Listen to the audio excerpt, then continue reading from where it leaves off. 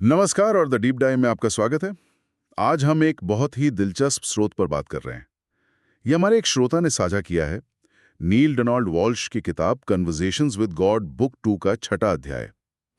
इस अध्याय में ना ब्रह्मांड की प्रकृति, समय क्या है, ये जो चीजें हमें ठोस लगती हैं, उनकी असलियत क्या है और जीवन के उतार चढ़ाव, इन सब पर कुछ बहुत गहरे विचार हैं।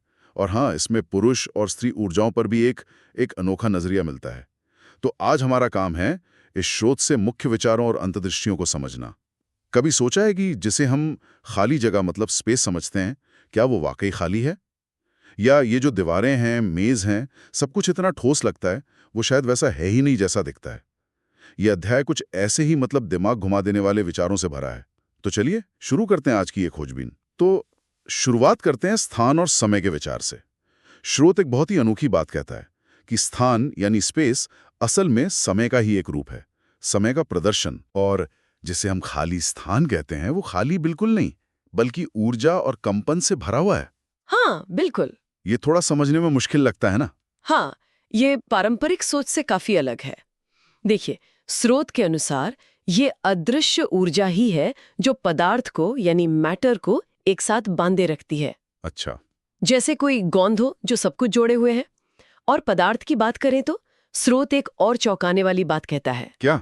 कि जिसे हम ठोस वस्तुएं समझते हैं, वो असल में लगभग 98%, 98% खाली जगह है। 98%? हाँ, सोचिए, सिर्फ 2% ही असल पदार्थ है। 98% खाली जगह, ये तो वाकई यकीन करना मुश्किल है। इसका मतलब है कि हमारे आसपास की दुनिया, हमारा अपना शरीर भी वो उतना ठोस है ही नहीं जितना हमें महसूस होता है। बिल्कुल। ये तो ऐसा है जैसे हम हवा में तैरते कणों के बादल हों। हाँ, एक तरह से। स्रोत ये भी बताता है क्या? कि एक वक्त था जब ब्रह्मांड का सारा पदार्थ, सब कुछ, एक सुई के नोक से भी छोटी जगह में समाया हुआ था। हाँ, अविश्वसनीय रूप से सघन। कण इतने पास थे कि उनके बीच लगभग कोई जगह ही नहीं थी। बिल्कुल। स्रोत इसे अविश्वसनीय रूप से सघन बताता है।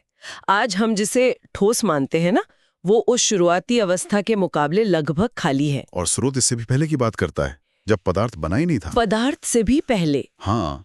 हाँ, तब सिर्फ शुद्ध ऊर्जा थी, सबसे ऊंचे स्तर पर कंपित होती हुई ऊर्जा।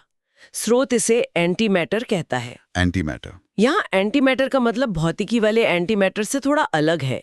स्रोत इसे पदार्थ पूर्व अवस्था मतलब शुद्ध ऊर्जा के रूप में वर्णित करता है। अच्छा, तो ये एंटी मैटर मतलब पदार्थ बनने से पहले की ऊर्जा अवस्था। स्रोत में एक मजेदार बात भी है, वो कहता है कि उस समय को कुछ लोग स्वर्ग कह सकते हैं। हाँ। क्योंकि अंग्रेजी में एक कहावत है, नथिंग वॉज द मैटर। इसका दोहरा मतलब निकलता है, एक कि कोई समस्या नहीं थी, और दूसरा कि कोई पदार्थ मैटर नहीं था। कि उसने धीमा होकर पदार्थ का रूप ले लिया। अच्छा। जिससे ब्रह्मांड का सारा पदार्थ बना। ऊर्जा का कंपन धीमा हुआ और वो जैसे हमें ठोस लगने लगी। और यहीं पे एक और दिलचस्प विचार आता है। स्रोत का दावा है कि हमारे विचार वो भी शुद्ध कंपन है। हाँ। और ये विचार इतने शक्तिशाली हो सकते हैं कि वे भौतिक पदार्थ बना सके। ये कैसे संभव है? देखिए, स्रोत का तर्क है कि विचार ऊर्जा का ही एक रूप है, एक तरह का कंपन। ठीक है।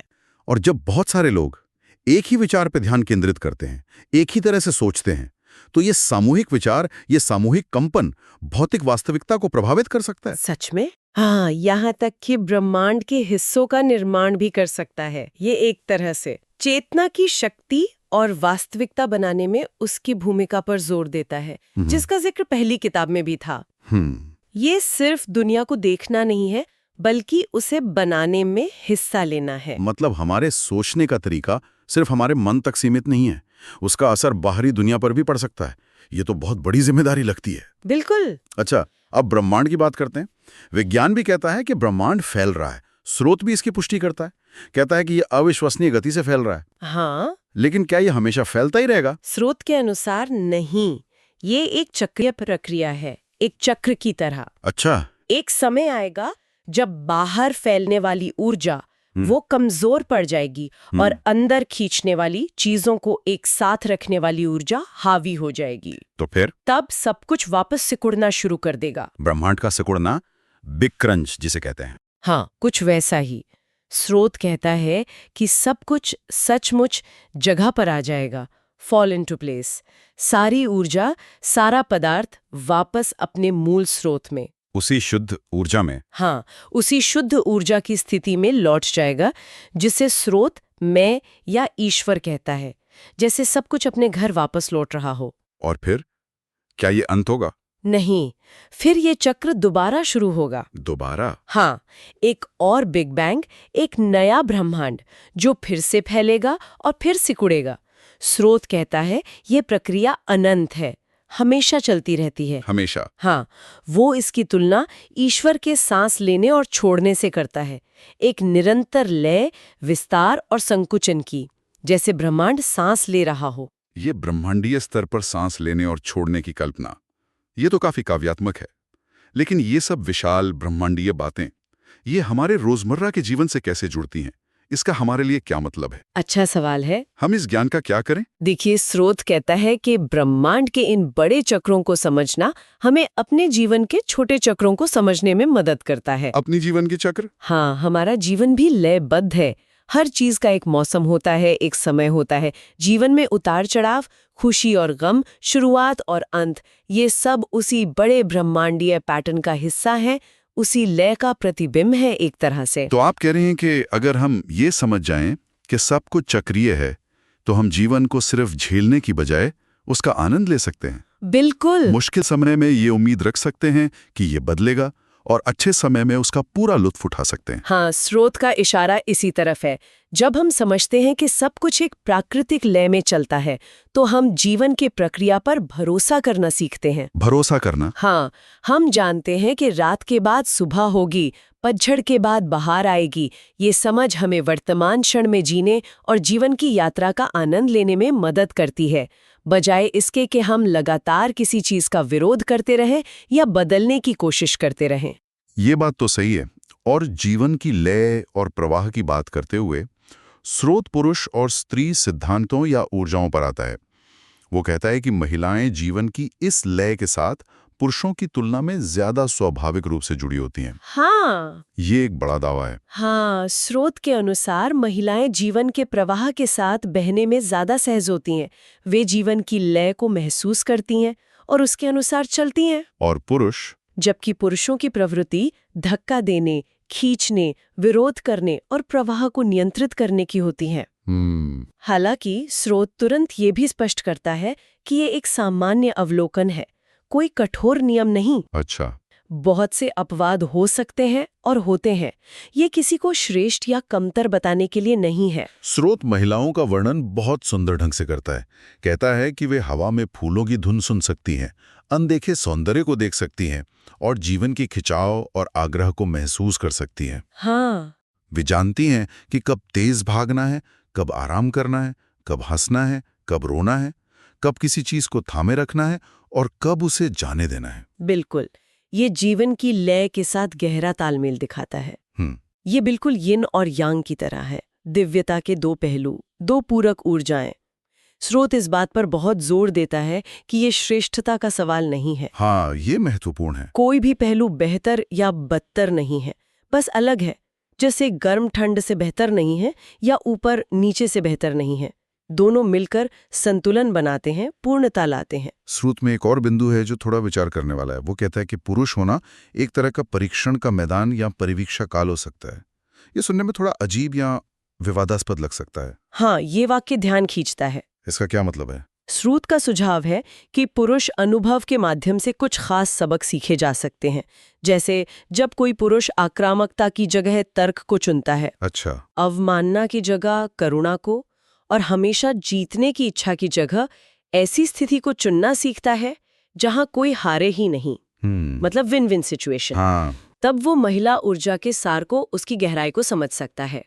ये विकास और सीखने की एक प्रक्रिया का संकेत देता है। स्रोत यहाँ तक कहता है कि जब कोई पुरुष ये सीख लेता है कि ताकत का मतलब दूसरों पर नियंत्रण करना नहीं, बल्कि सबके साथ मिलकर शक्तिशाली होना है, और सच्ची शक्ति कभी दूसरों से कुछ मांगती नहीं, तब शायद वो अगले जीवन में महिला शरीर धारण करने के योग्य हो सकता है। हाँ, क्योंकि उसने उसके सार को समझ लिया होगा। ये बहुत गहरा और शायद कुछ लोगों के लिए चुनौतीपूर्ण बयान है। बिल्कुल, और इसीलिए स्रोत तुरंत स्पष्ट करता है कि ये बेहतर या बदतर होने का निर्णय नहीं है। ठीक है। वास्तविकता में केवल वही है जो है, इजनेस, और वो है जो कोई बनना चुनता है।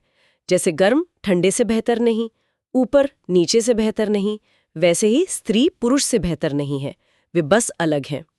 स्रोत का जोर इस बात पर है कि ये गुण या ऊर्जाएं हैं, लिंग आधारित श्रेष्ठता नहीं। तो इसका मतलब ये हुआ कि हम सबके अंदर ये दोनों ही ऊर्जाएं मौजूद हैं, पुरुष और स्त्री दोनों पहलू। बिल्कुल, स्रोत यही कहता है, हम सभी में पुरुष और स्त्री दोनों पहलू होते हैं। अच्छा, हम चुन सकते हैं कि किस पहलू को, किस ऊर्जा को व्यक्त करना है, किसका अनुभव करना है। ये चुनाव हम इस जीवन में या अगले जीवन में कर सकते हैं। मतलब संभावनाएं अनंत हैं। हाँ, संभावनाएं अनंत हैं, कोई भी सीमित नहीं है। हम अपनी मर्जी से इन ऊर्जाओं का संतुलन बना सकते हैं। तो हमने स्थान और समय की प्रकृति, पदार्थ की असलियत, ब्रह्मांड के फैलने और सिकुड़ने के चक्र, जीवन की लय और फिर पुरुष स्त्री ऊर्जाओं के इस जटिल नृत्य को देखा। ये सब बहुत सोचने पर मजबूर करने वाले विचार हैं। हाँ, और अध्याय का अंत भी काफी दिलचस्प है। कैसे? ये इस पुरुष स्त्री द्वंद्व के यौन पहलू पर और गहराई से बात करने का वादा करता है। स्रोत कहता है, मुझे लगता है अब समय आ गया है कि हम, तुम और मैं सेक्स के बारे में बात करें। ओह, हाँ, ये अगले अध्याय की चर्चा के लिए मंच तैयार करता है। तो अगर हम आज की चर्चा के मुख्य बिंदुओं को समेटें तो क्या कहेंगे, क्या है मुख्य बातें? मेरे ख्याल से कुछ मुख्य बातें हैं। पहली, ब्रह्मांड और हमारा जीवन दोनों चक्रीय है, लयबद्ध है, उतार चढ़ाव स्वाभाविक है। ठीक है। दूसरी, जिसे हम ठोस पदार्थ समझते हैं वो ज्यादातर खाली जगह है और मूल रूप से ऊर्जा का ही कंपन है। हाँ, वो 98% वाली बात। बिल्कुल। तीसरी, हमारे विचार सिर्फ मानसिक नहीं है, वे ऊर्जा हैं और उनमें वास्तविकता को प्रभावित करने, यहाँ तक कि बनाने की शक्ति है, खासकर जब वे सामूहिक हों। हमारे विचारों की शक्ति। और चौथी, पुरुष और स्त्री ऊर्जाएं दिव्यता के दो पूरक पहलू हैं, यिन और यांग की तरह। कोई भी दूसरे से बेहतर या कमतर नहीं है, दोनों मिलकर पूर्णता बनाते हैं। और हम सब में ये दोनों ऊर्जाएं मौजूद हैं। बिल्कुल। स्रोत हमें प्रेरित करता है कि हम सोचें कि ये चक्र और ऊर्जाएं हमारे अपने जीवन में कैसे काम कर रही हैं। हाँ, और इस समझ का उपयोग हम जीवन की प्रक्रिया का आनंद लेने के लिए कैसे कर सकते हैं, बजाय इसके कि हम लगातार संघर्ष करते रहें या परिस्थितियों को कोसते रहें। जीवन की लय के साथ तालमेल बैठाना। हाँ, प्रवाह के साथ बहने के लिए प्रोत्साहित करता है। और अंत में एक विचार जिस पर हमारे श्रोता आगे सोच सकते हैं। अगर हमारे व्यक्तिगत और सामूहिक विचार सच में हमारी भौतिक वास्तविकता को आकार दे सकते हैं, जैसा कि ये स्रोत बताता है, हाँ, तो सवाल ये उठता है कि हम सब मिलकर इस वक्त किस तरह की दुनिया बना रहे हैं, और अगर हम चाहें तो इस रचना को कैसे बदल सकते हैं। हमारे विचारों की शक्ति का सही इस्तेमाल क्या हो सकता है? ये थी आज नील डोनाल्ड वॉल्श की किताब के 6वें अध्याय पर हमारी चर्चा। सुनने के लिए धन्यवाद।